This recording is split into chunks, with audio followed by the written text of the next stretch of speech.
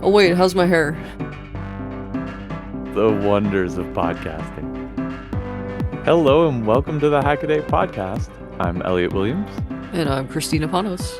This is episode 320. A lot of cool 3D printing, DIY penicillin, and an optical twofer. This week in Hackaday News, the Pet Hacks contest rolls on. We have only a few submissions so far. So if you have a pet-related hack, head on over to Hackaday.io, make yourself a project, and submit it. You have until June 10th. So far, it's dominated by dogs and cats, basically. Not that there's anything wrong with that. And one plant, Yeah. which is basically a plant Tamagotchi kind of project. I'm not sure how that's going to really work, but it does. The headline is turn your plant into a pet. It's cute. It has all the sensors. I'm not sure it's a pet hack. It's better than a rock. We'll leave that up to our judges. Anyway, we're a few weeks in, which means it is time for the cool projects to start coming out of the woodwork. We'll have to start writing them up pretty soon, too. This is a journey into sound. What's that sound? What's that sound?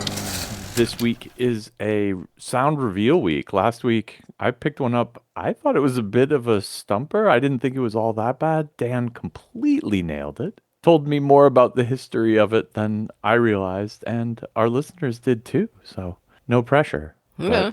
But I think this is the most correctly guessed What's That Sound in the history of What's That Sound. Oh jeez. Oh, geez. Here we go. Here goes nothing.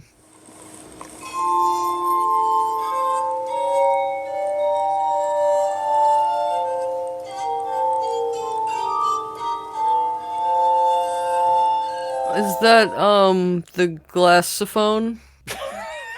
Yes. Okay. Correct. I think it's a. Do you know the real name? Glass. Oh jeez. No, I don't. But yes, it's the glassophone. It is officially called the glass harmonica. Ah, that's right. And about 50% of our audience wrote glass harmonica, but I'm giving it to them. Nice. A number kind of of you. people also pointed out that it was invented by Benjamin Franklin. Yeah. What? I didn't know that. And a number of people, 5, 8, must have found the video I used as the source for this because composer William Zeitler plays a glass harmonica. Either that person is a real glass harmonica fan and they, noticed the nuances of his playing technique or or what? But yes, that actually is what it is. 116 answers, 96 of them correct. So congratulations to everybody who guessed glass harmonica or glass harmonica or glass harmonium or hydrocrystallophone. Oh yeah. I think is the coolest name for it. Yeah, a lot of people said glass harp. What do we think about glass harp? Probably the same thing. If you would accept glassophone, I guess you'd. There was actually only one person said glassophone. But I like it a lot, so I take it.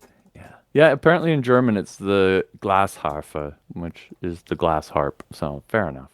Anyway, congratulations to everyone who got it right. I am stuck picking a random number between 1 and 96. I'm going to do it with Python. So I'm integer random uniform 1 and 97. For those of you out there, it's Python, right? So it's the range between 1 and 97. So it'll never roll 97. So that gives us a number between 1 and 96. Integer truncates down. And drum roll, please.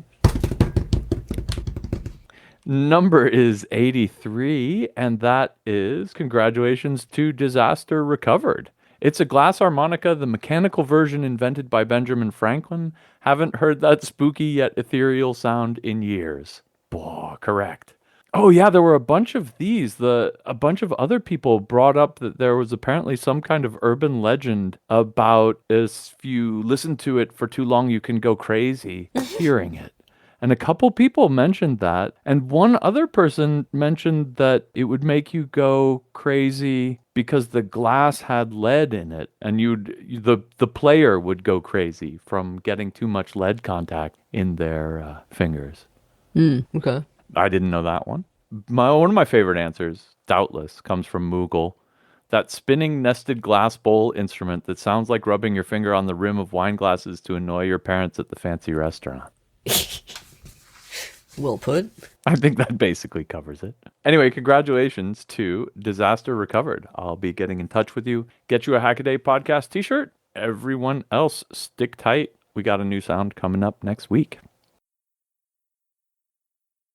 Well, let's head on over to the hacks. First up from me is a tremendously long write-up by Cameron Kaiser, Wireless USB Autopsy. It's a really neat look into an old technology that promised to get rid of wires and do USB wirelessly, but then because of multiple competing standards and difficulties, and it's a long saga, it never came to be. And so us poor peons could have had this glorious wireless USB world, but instead we all have wires on our USB devices. Which actually makes a ton of sense because the ironic future, of course, we've ended up in is where USB is a power cord, right? And the problem with wireless USB is that you need to provide whatever your wireless USB device is with power. And in fact, they use these kind of base stations that look like little mini Wi-Fi routers, basically. And you had to plug those in. So although it was wireless between the plugged-in device and your computer, the plugged-in device had to have wires and in fact had to be plugged into the wall. Anyway, that's not the point. The point is that Cameron's write-up starts off with a tremendous deep dive into ultra-wideband radio because these things were going to use ultra-wideband. And this is a long time ago before, I guess, Apple's using them these days to do like in-room localization with the AirTags and stuff. But this was way back in 2004. They were planning to use ultra-wideband to send USB signals wirelessly so that you wouldn't have to plug your mouse in.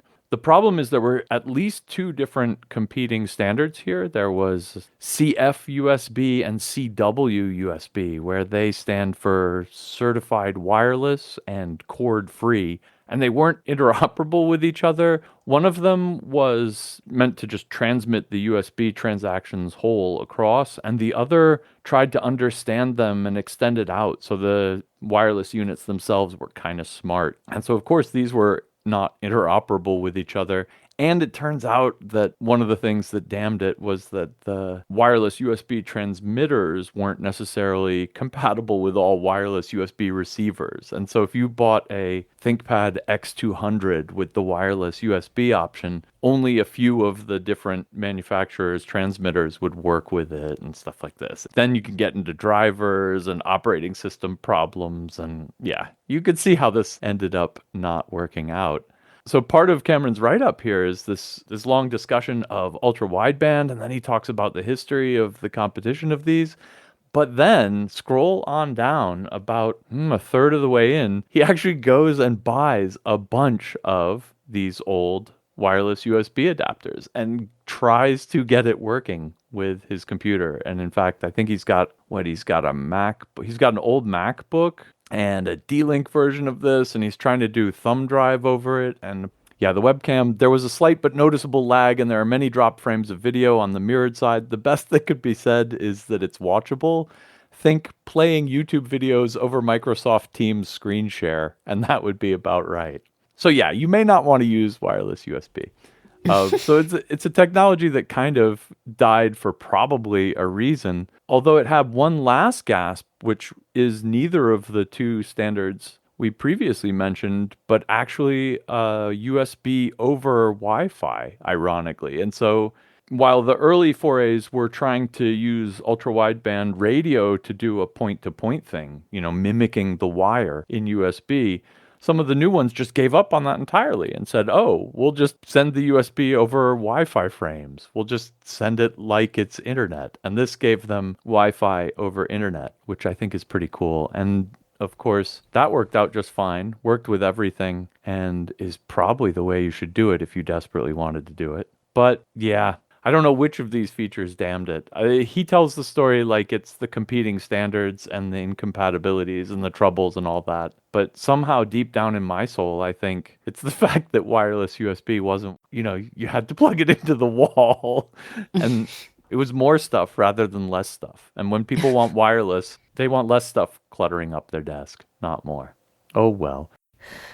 My first hack comes from Dylan Stock. 3D printed downspout makes life just a little nicer. Dylan had a problem, or as he called it, an annoyance. He bought a cool house with an awesome outdoor space, but there was this ugly DIY downspout joinery going on in one corner. There was a flex pipe and everything that didn't match, of course, because flex pipe only comes in like 3 colors. Anyway, Dylan decided to use his CAD wizardry and favorite tool, the 3D printer, to create an elegant solution. Just stop and look at the curve on this thing. It's beautiful. Anyway, after taking every possible measurement he could think of with the brick wall as a 0 point, Dylan busted out Fusion and went to work creating a new downspout connection that routes behind the square pole to the rest of the downspout. The whole thing was too much to print at once, of course, so he used acetone to weld the parts together, the ABS parts together, into a watertight unit. Now this thing looks fantastic once primed and painted to match the rest of the guttering and downspouts, but so far it hasn't stormed heavily to be properly tested, but he did use the old hose in the gutter trick, so that's good. And it sounds good.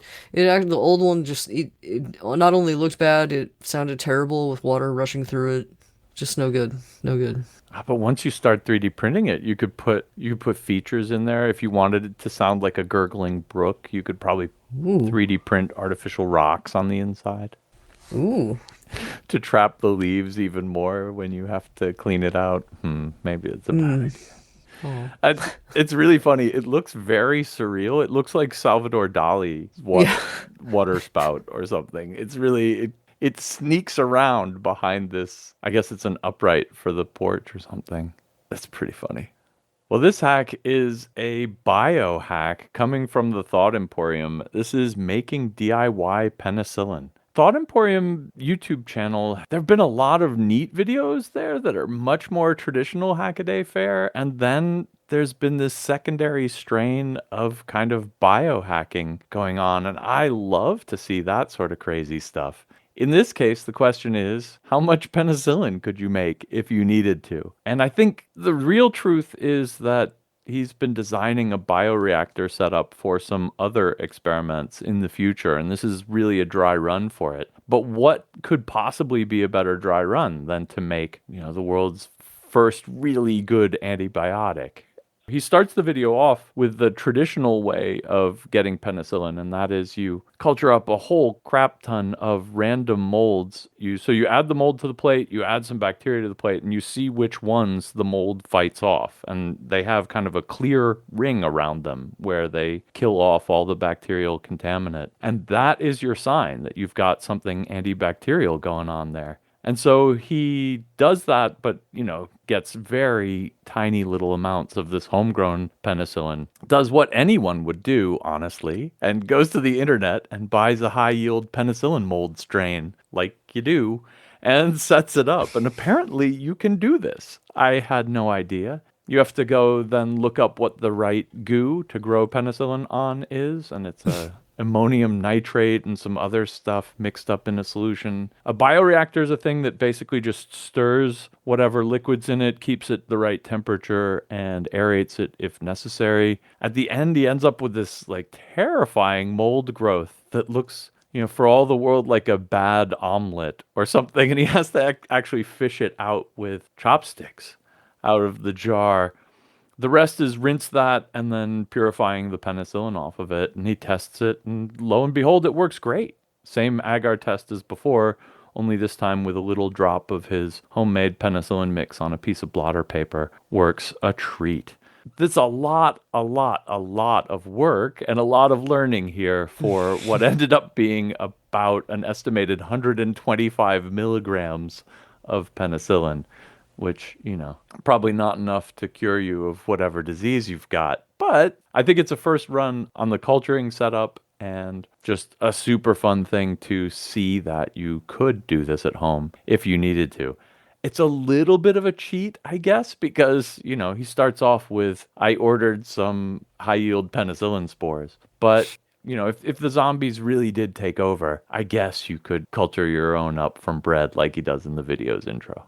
I used to do a bunch of home beer brewing and I cultured up a bunch of yeast in very similar ways. This kind of home microbiology is actually much more accessible than you think and kind of fun to do. So I'm really stoked to see it, being multiplied up by factors of 1,000 here and making something useful. It's just kind of fun. It's one of those things you could do if you wanted to. So why not? I'm a little bummed that he didn't taste it and Oh dear.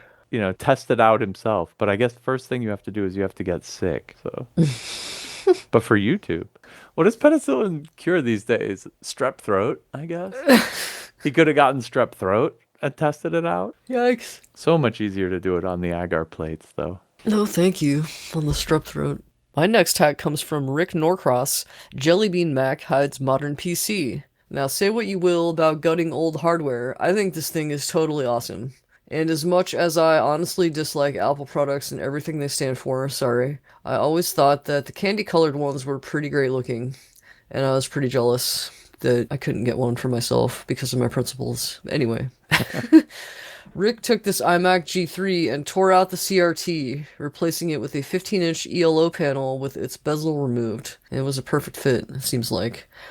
There's an M-ATX motherboard in there, along with a modular PSU, and then under the original handle, which amuses me that there's a handle, is a 140mm case fan. And apparently, old Macs had a startup chime, which I am imagining has something. If there's a power on self-test, it was a power on self-test noise, or maybe it just chimed for the hell of it, for the heck of it. Excuse me.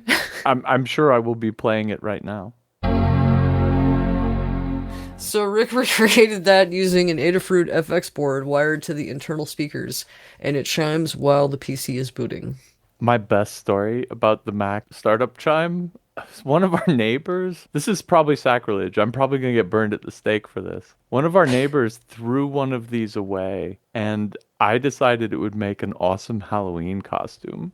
And I hollowed the thing out. I completely emptied it, and I wore it around on my head as a Halloween costume, and I was inside the iMac. But I took the speakers and found the startup chime sound on the internet, and I was playing them through the original speakers every once in a while as part of my Halloween costume. Excellent. That's excellent. I was just going to say, is there evidence of this? There is. I'm sure there is somewhere. It was incredibly difficult to drink adult beverages through the open face of an iMac that's on your head.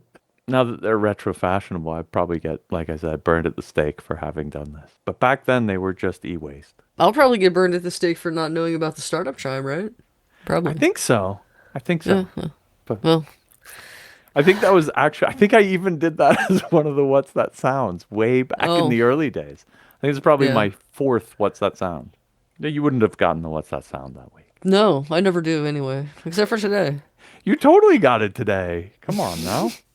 Next up for me is yet another new 3D printer, this time featured by Joel, the 3D printing nerd. He went to some 3D printing trade show and found the Rapid Liquid Print Levity. And this is a super cool new 3D printing modality. Basically, they fill up a big tank with hydrogel, and then they've got a pretty long, super thin nozzle that squirts a 2-part silicone mix into the hydrogel. And so it uses the hydrogel as a support. It's the same density as the silicone, and the nozzle just lets it 3D print not yet cured silicone into this. What results is, of course, fully functional and pretty large silicone parts. And that's really cool for making, crazy gaskets, custom fittings for things. There are a bunch of, I don't know, they look like car parts or, rubbery things in all sorts of strange sizes and shapes.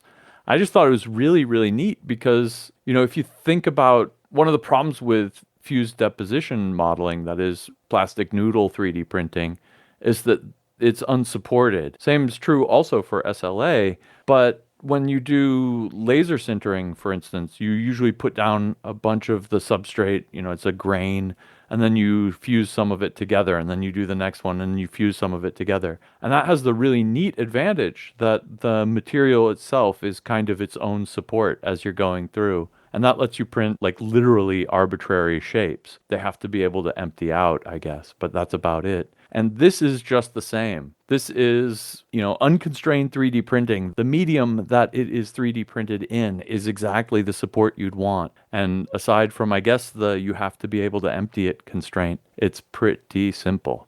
This started off as a student project at MIT, and they've spun this off into a company.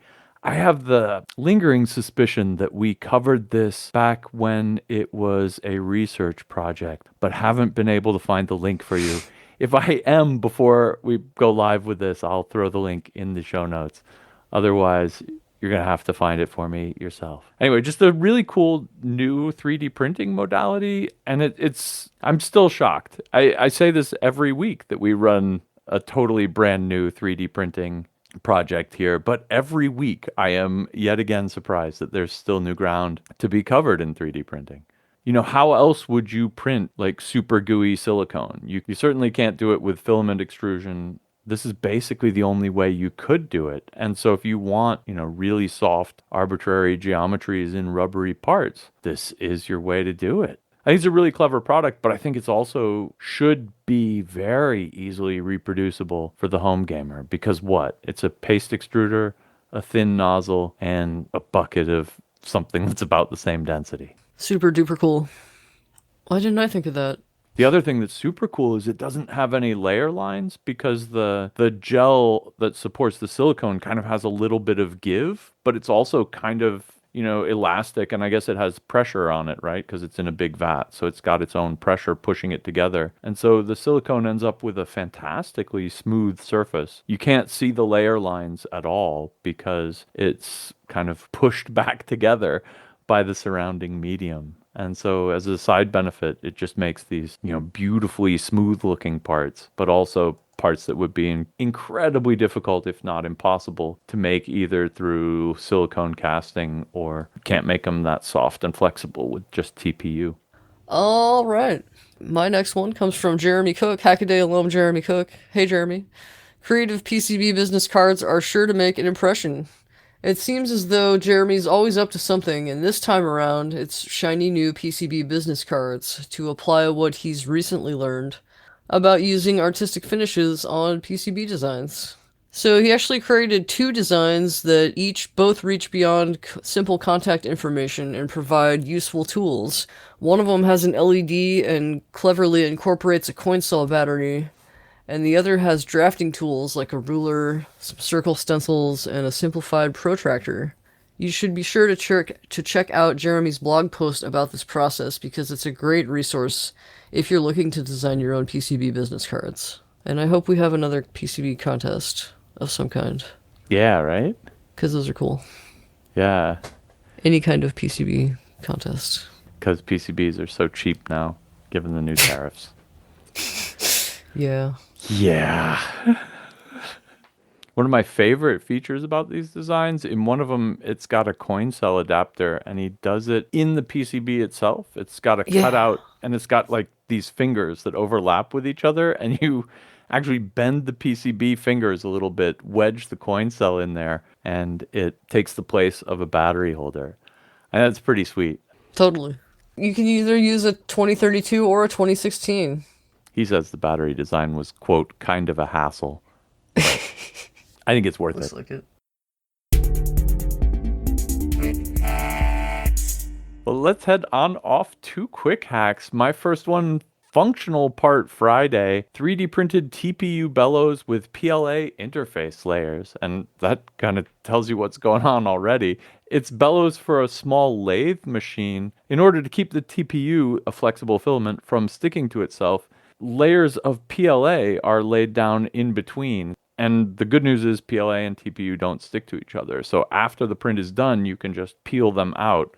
Of course, this requires a dual extruder setup, but those are becoming a lot more common. A lot of this particular video is spent fighting the bamboo and getting it to do the right things with soft TPU. But once that's over, it's a really neat trick to make particularly weird geometry. Next up, Tim Traveler, Germany's cabinet taxi, the double-sided monorail that wasn't meant to be, is the story of a 1973 design. It's a suspended in the air monorail, but then as long as you're doing that, you might as well run one on the top of the track as well as on the bottom. And this one, the taxi part of this is that instead of being like long train-like things, these were short kind of car-like things.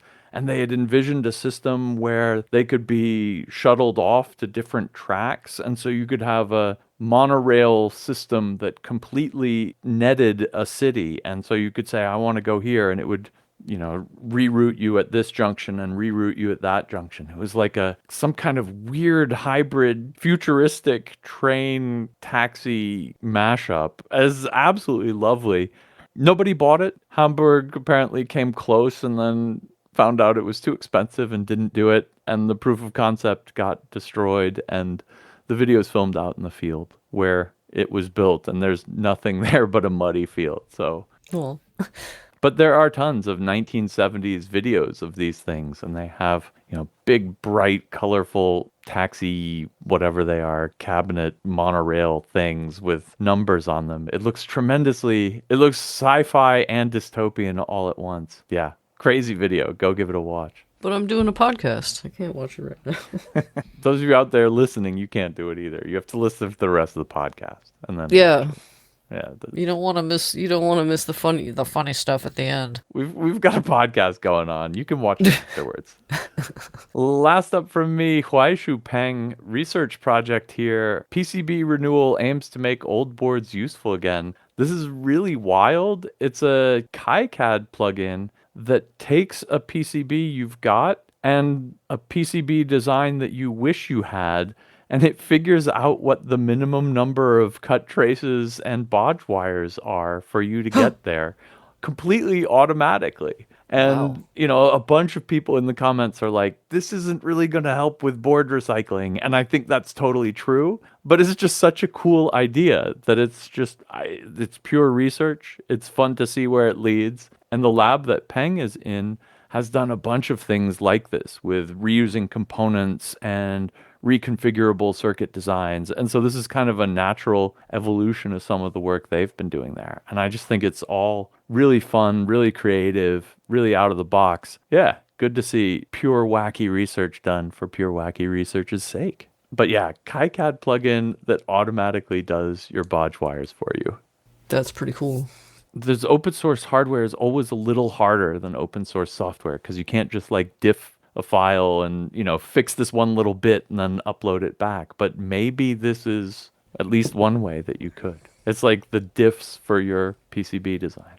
All right. Well, my first quick hack comes from Sprite TM. Sprite wanted, nay needed, a clock for the living room and didn't want to just buy one. After all, it's a great opportunity for a new project. Sprite had a bunch of goals for this build. It should be battery-driven, fairly large, and definitely visible during the day and in low-light conditions. And all of these goals drove Sprite towards e-paper. But there's a problem with that. Large e-paper displays are kind of prohibitively expensive, so Sprite settled on using 4 smaller displays. In fact, each one of these could be considered a clock in their own right because they have their own ESP32, an old-school Nokia battery, and a display. This clock saves battery life because only the one digit spends energy syncing with an NTP time server and uses the short-range ESP Now protocol to update the other digits. Next up comes from Mindan. All-band radio records signals, plays MP3s. Mindan, aka Tough Dev, wondered why high-end multiband radios don't support recording when they definitely should.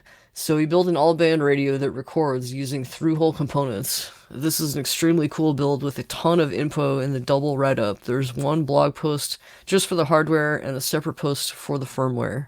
And lastly comes an amazing table build from Fortress Find Woodworks. We've all probably wished for a giant spirograph at some point in our lives, but Fortress Find Woodworks actually did something about it. But let's back up a bit. The point of this exercise actually is to make a beautiful, almost mathematical looking table with a lot of motion in it. Be sure to watch this video so you can first see how the lovely twisted base comes together. Well, the blank for it anyway. This thing is made out of solid walnut, by the way. Anyway, the spirograph is 3D printed in sections, and Fortress Fine Woodworks slapped a router on it and made 52 passes to complete the spirograph pattern. But if you think he only had to do it once, you're so wrong, because he had to do it like 20 times to make it deep enough and do it backwards to deal with the tear out and just, oh. And it looked like it was very difficult on the whole body. And he even says, like, this takes every muscle in my body pretty much to do this. And I love the look at this table.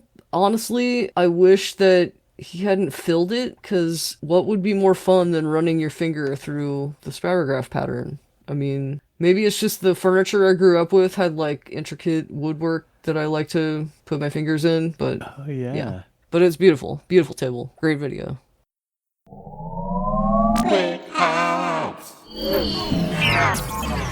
Well, that brings us to our can't miss articles. These are long form pieces written by our fantastic Hackaday writing staff. And we had two really cool, fun science articles this week come out, and I'm just picking both. I couldn't choose, so I'm picking both. One is Maya Pasha's optical contact bonding, where macro meets the molecular, and the other, Tyler August's flow visualization with Schlieren photography. And Tyler's a new writer, and Maya's a seasoned veteran. Let's see what they had to say. Optical contact bonding is really cool. It's a glass, well, I guess it's mostly used in glass, sometimes in metal. The idea is that you grind the surfaces so flat that they actually intermolecularly bond to each other.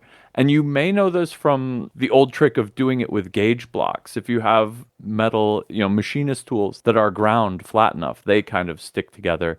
If you do it with glass, the actual silicon dioxide molecules in there, they're kind of like water, right? They have a positive side and a negative side. And in quartz crystals, they form into a real crystal lattice structure. In glass, other contaminants get in there, and it kind of makes a loosey-goosey kind of latticey structure where they all try to connect to each other as best they can. If you grind the two surfaces flat enough, you can get enough of the positives on one side close enough to some of the negatives on the other that actually the intermolecular forces hold the pieces of glass together.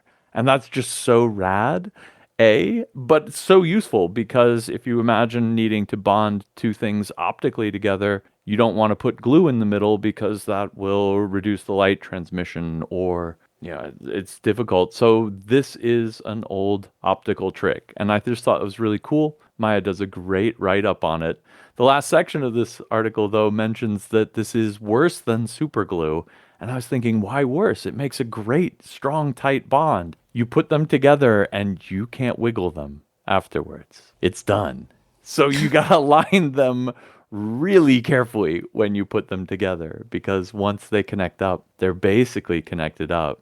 With glass, of course, you have the last and final trick that if you anneal it, if you heat it back up a little bit, it'll actually form stronger bonds across the surface, and you can actually make one piece of glass out of the two. But I don't know if that counts as contact bonding or if that moves into kind of remelting. Chemists will complain with my description. No, I haven't handled slides in a long time, but this reminds me of trying to get two wet slides apart. Yeah, right?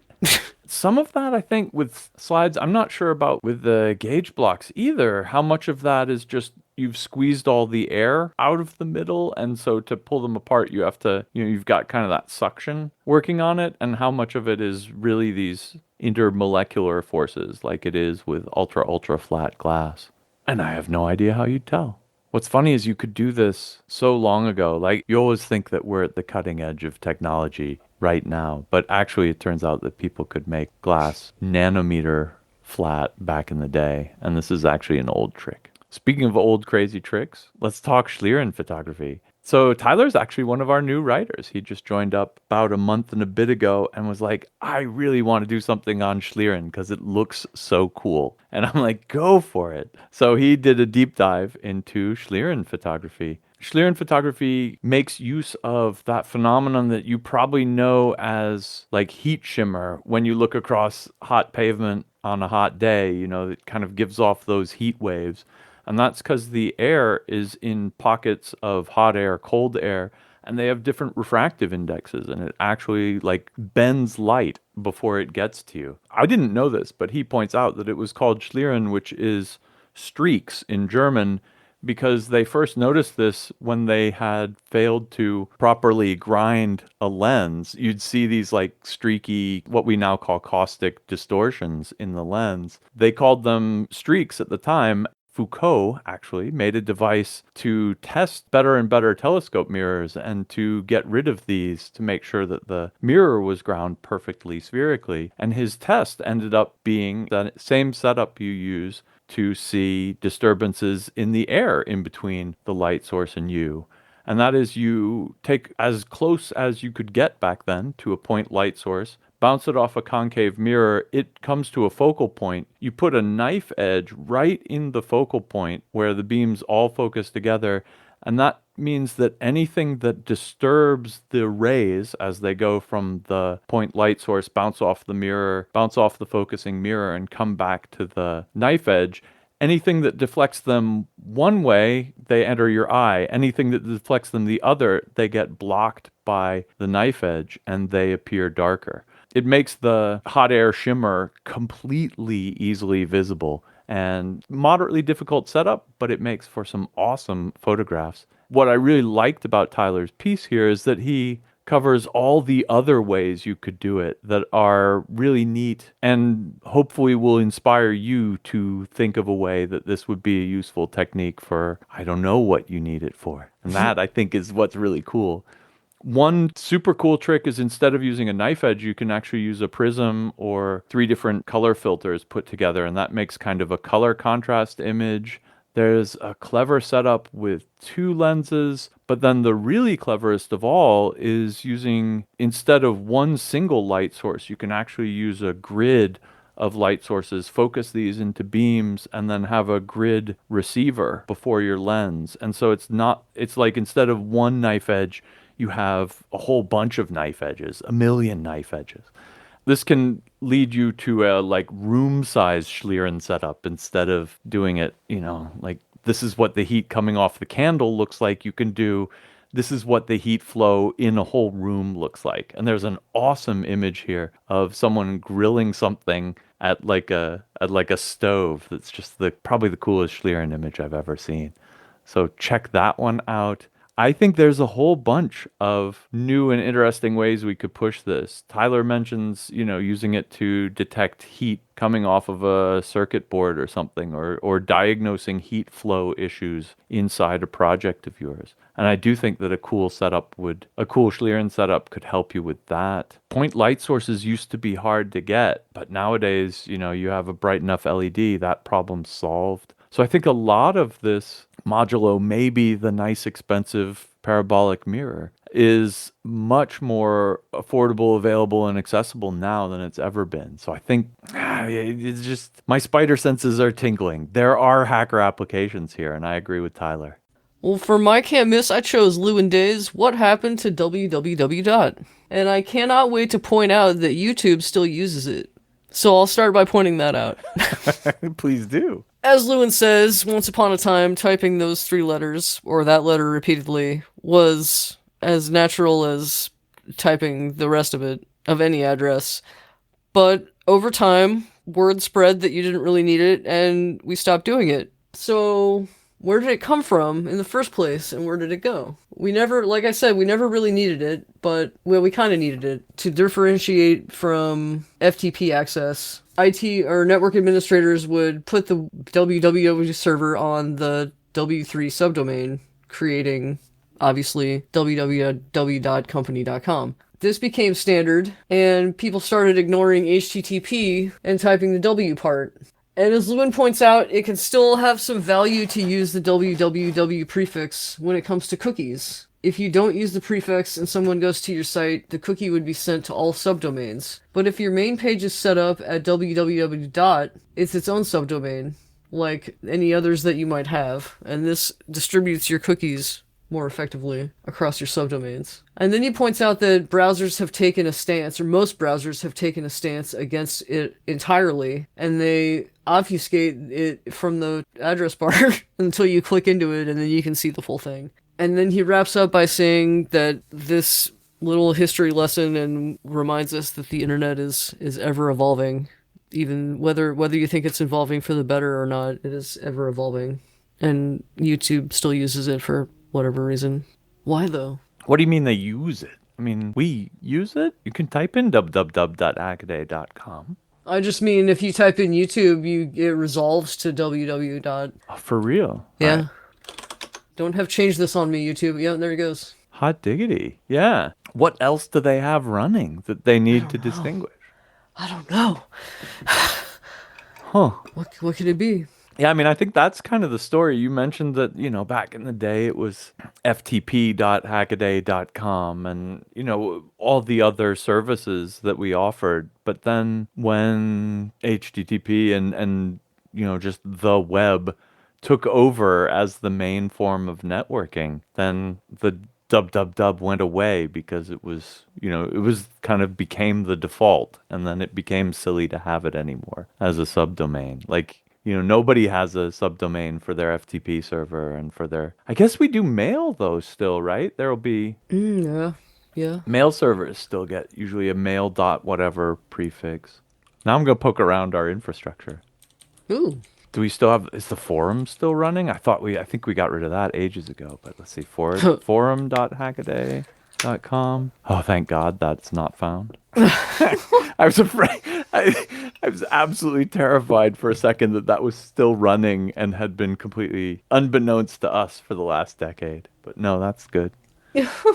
Our security guys would have a fit. Yeah, so I guess it was just a victim of its own success, right? www. Used to be new and interesting, and then it kind of became the default, and then it went away.